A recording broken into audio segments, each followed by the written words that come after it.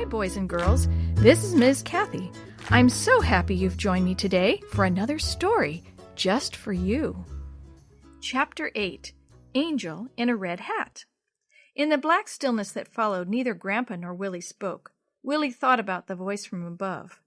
"Grandpa," he said softly several minutes later, "do you think they'll come back soon?" "It's hard to say," Grandpa said. "Probably not till morning, like the man said." "I wonder if that's what Jesus' voice sounds like," Willie said thoughtfully. "When that voice called my name, I thought for just a minute that Jesus had come to help us." "Don't you think he did?" Grandpa spoke slowly, like it hurt to talk. "He often uses people to do his work, you know. Other people. And his angels." Willie noticed that Grandpa's voice sounded weak and tired. "Dear Jesus," he prayed silently, "thank you for sending the helicopter and your angels. But Jesus, something's wrong with Grandpa. We need to go home. Please have your angels protect us for one more night. And please, please send people to get—" Willie fell asleep. When his eyes opened again, Willie felt confused. Something was different. But what? A beautiful sunrise made the sky all pink and blue. Squirrels played on the hood of the car again. Birds sang on branches just above it. The cedar trees smelled tangy. The small river still made its noisy way over the rocks. But what was different? He heard voices. "Voices? Voices! Grandpa!" Willie exclaimed. "I hear voices!" Grandpa looked over at Willie and smiled weakly. "Thank you, Lord," he said. Then he closed his eyes again. "Willie! Willie Taylor!" Several voices were shouting Willie's name. "I'm here!" Willie called back. "We're right here!" "Hang on, buddy, we're coming!" Willie could hear the sounds of people tramping through the brush and trees. Then the trees seemed to part, and 4 men appeared. One had a stretcher strapped on his back. 2 others had packs on. The 4th man wore a red baseball cap and had a coil of rope over his shoulder. "Hey, buddy, how you doing?" the man in the red hat said. He seemed to be the leader. "What are you doing sitting up in that tree?" another man joked, while a 3rd man talked into a radio. Willie didn't know whether he was going to laugh or cry for a second. "Are you angels?" he asked. "Angels?" the man in the red hat laughed. "Shucks, buddy, we're no angels." "But we do help them out now and then," the man with the stretcher spoke up. He and one of the other men had gone around to Grandpa's side of the car. "Mr. Taylor? Mr. Taylor, how are you feeling?" Grandpa just smiled and nodded his head. "Please help Grandpa first," Willie begged. "He hurts a lot, I think." While the other men worked to free Grandpa, the man with the red hat spoke to Willie. "I'm Joe Mason," he said as he reached up and pulled the car door open. Then he held up a canteen. "Want a drink?" "Yeah, thanks," Willie said, reaching for the canteen. He took 3 big gulps, then handed it back. "Well now," Mr. Mason said, "are you ready to get out of there?" "Yes, sir," Willie responded. Mr. Mason stepped onto a low branch so he was on a level with Willie. He put his finger on Willie's wrist to feel his heartbeat. "Do you hurt anywhere? I don't see any blood, but you sure are dirty," he said with a chuckle. "Did you bring half the mountain down inside the car?" Then he put his left hand on Willie's right knee, and with the other hand he felt along Willie's leg and foot. He did the same with Willie's left leg. "Now look at me," Mr. Mason said. He grabbed Willie by the chin and turned his head. He looked in each of Willie's eyes and in both ears. "Well, buddy," he said at last, "you look in pretty good shape.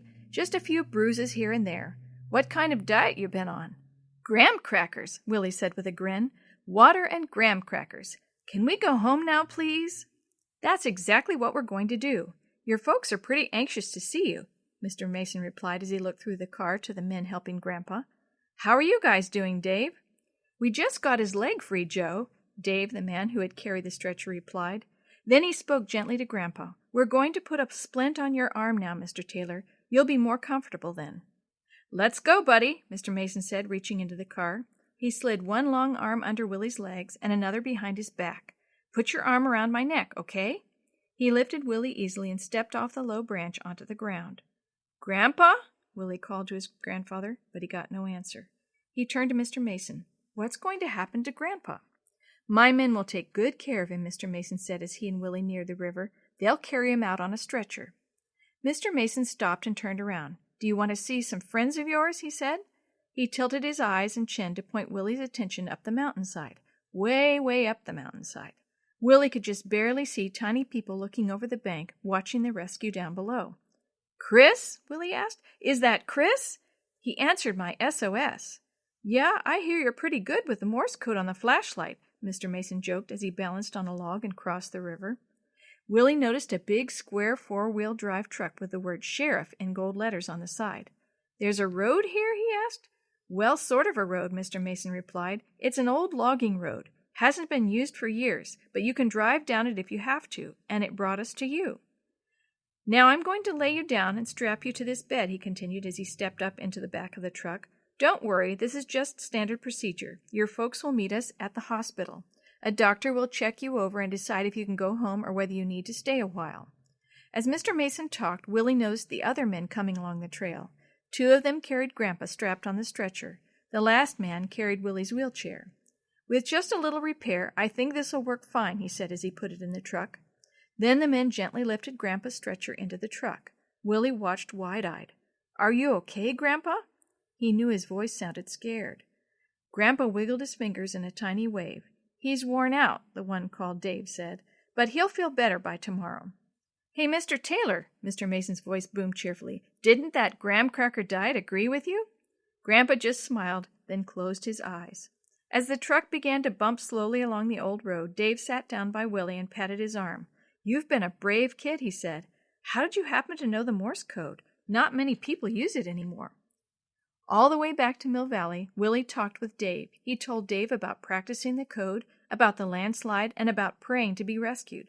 "You know," Dave said, "I think it's one of God's miracles that you and your grandpa are alive after all you've been through. That was quite a landslide, and a rough trip down the mountain. Angels helped you. I'm certain of it." At long last, Willie could tell they were in town because the truck was on a smooth road and because he could hear a lot of cars. Joe Mason had been leaning over Grandpa doing things to him for most of the trip. He talked on a telephone several times, listening and nodding his head. Once he took out a big needle and gave Grandpa a shot. Willie watched while he talked to Dave. Finally he burst out, "Are you sure Grandpa is really okay? He looks so white." Willie's eyes were open wide, and he felt a big lump in his throat as big as a golf ball. "He doesn't move. Is Grandpa going to die? Is he?"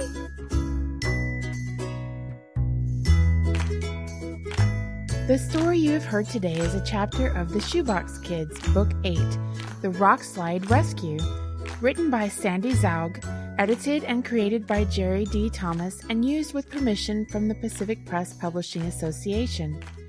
If you're interested in any other books published by the Seventh-day Adventist Church, please visit AdventistBookCenter.com or call 1-800-765-6955.